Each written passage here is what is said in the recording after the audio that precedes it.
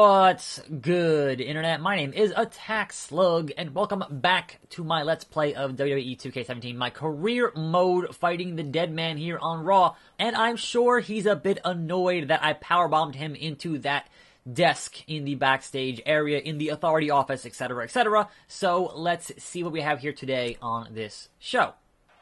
And here we go, the same cutscene again and again and again here in this. My career mode, we are beyond the pale. We've seen just about everything there is to see outside of whatever happens when you become a Paul Heyman guy. And fingers crossed I'll get there before 2K18 comes out. Anyway, it's Wednesday. I've now watched both Raw and SmackDown, the Raw and SmackDown after WrestleMania, with those hype as fuck crowds, for better and for worse, because what I like, I like this. I liked what happened with Roman up until the announce team ruined it, saying non-traditional fans, right?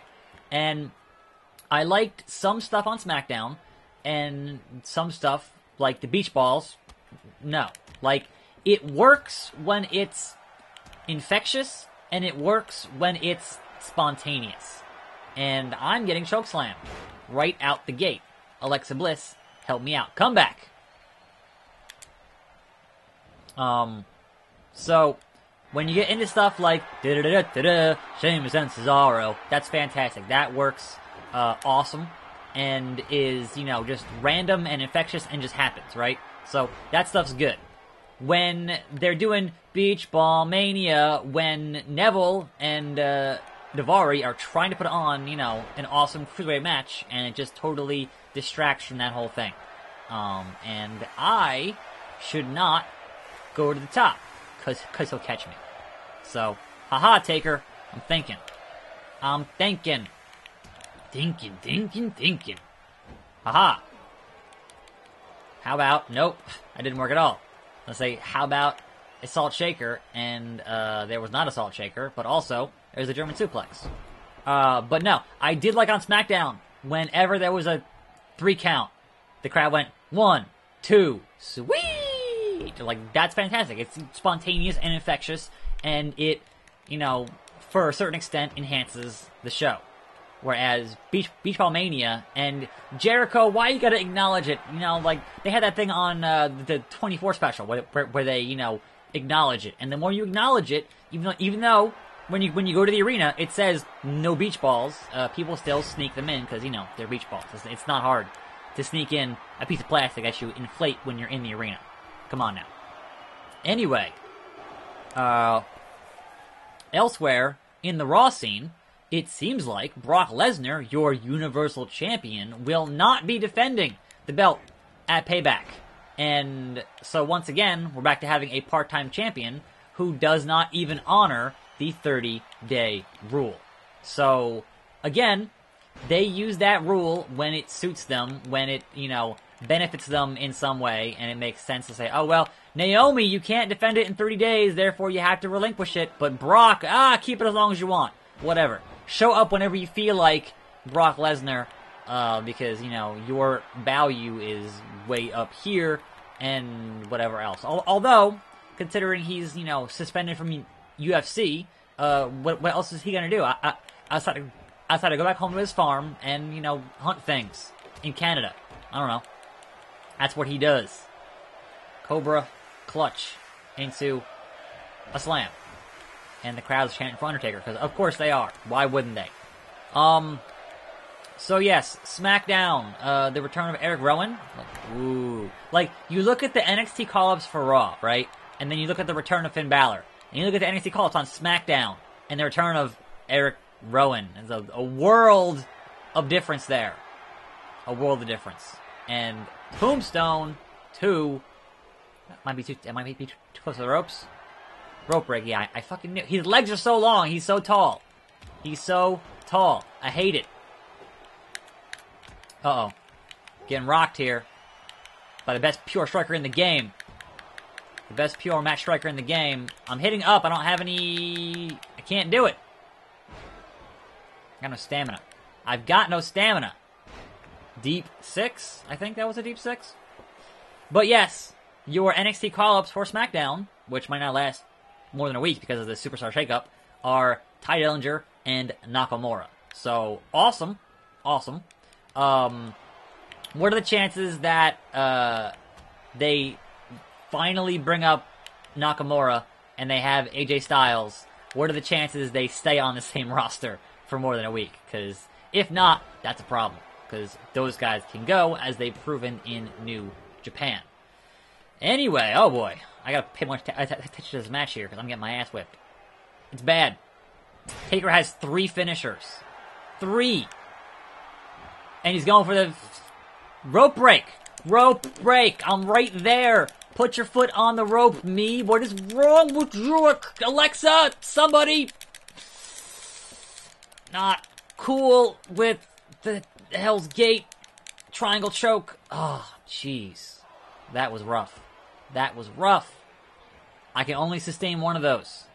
If he goes for another one, I'm donezo. Dinzo. So, that's unfortunate.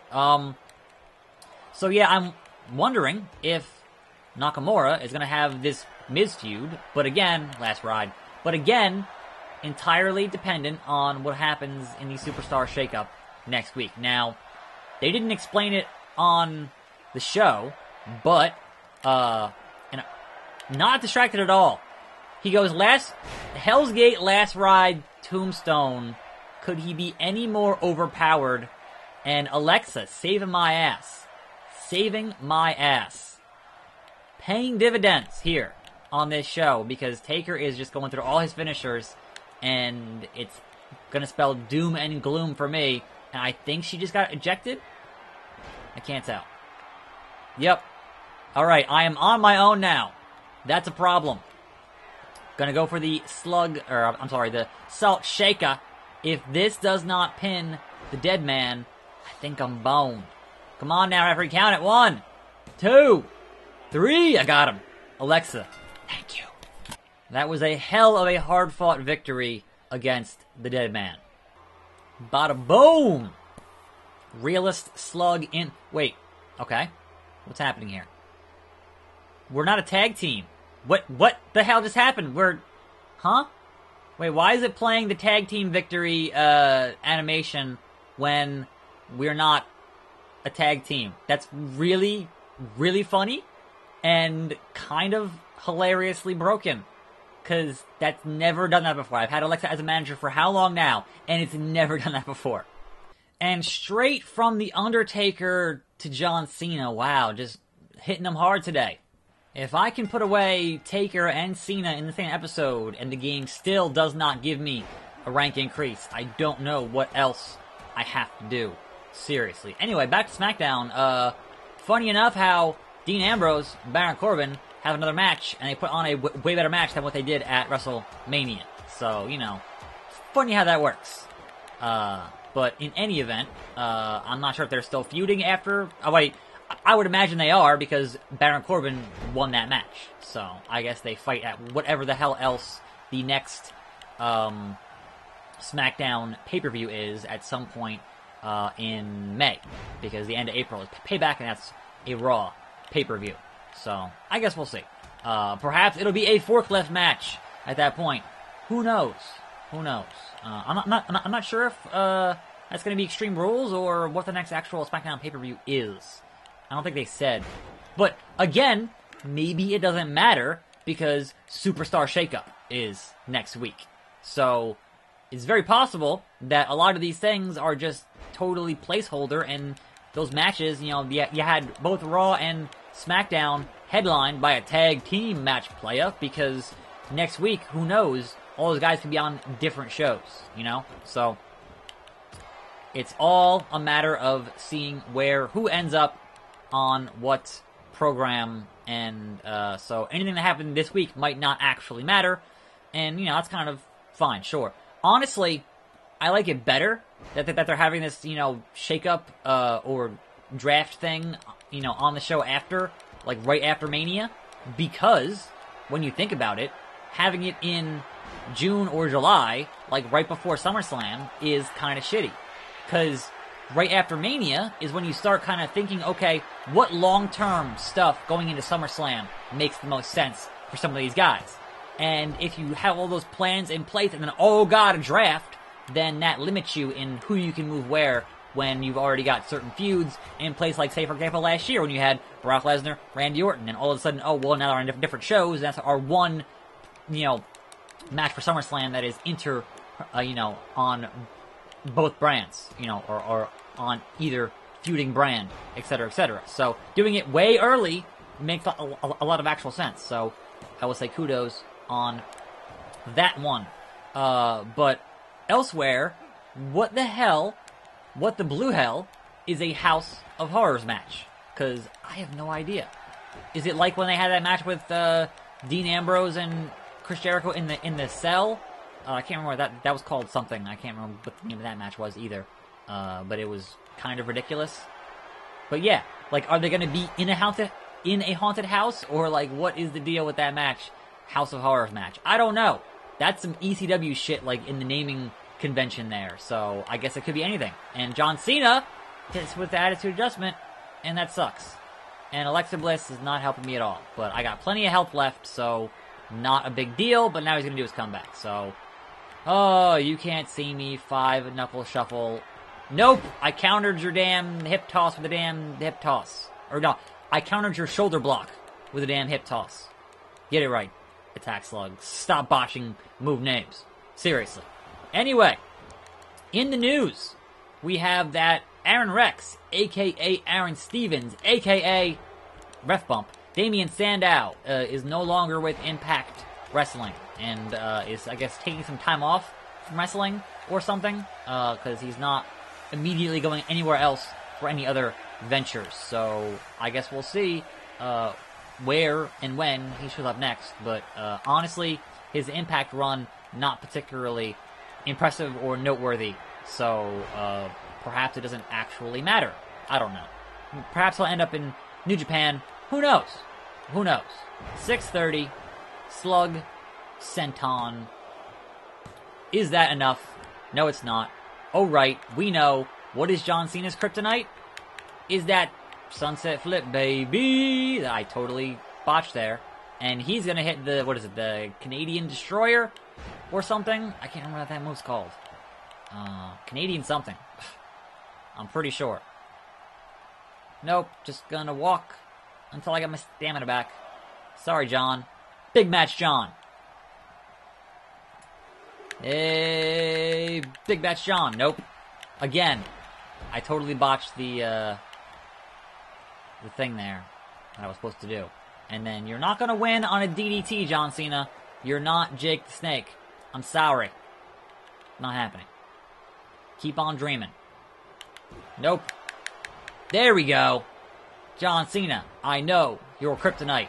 Super Cena, you're going down. Kneel before Slug. There you go. That's it. Yet another victory over the champion in a non-title match. Just give me a shot. Watch me take that belt and then finally move on to the World Heavyweight title picture. Please. It's been over 55 days of this nonsense in the IC title scene. It's driving me absolutely up the goddamn wall.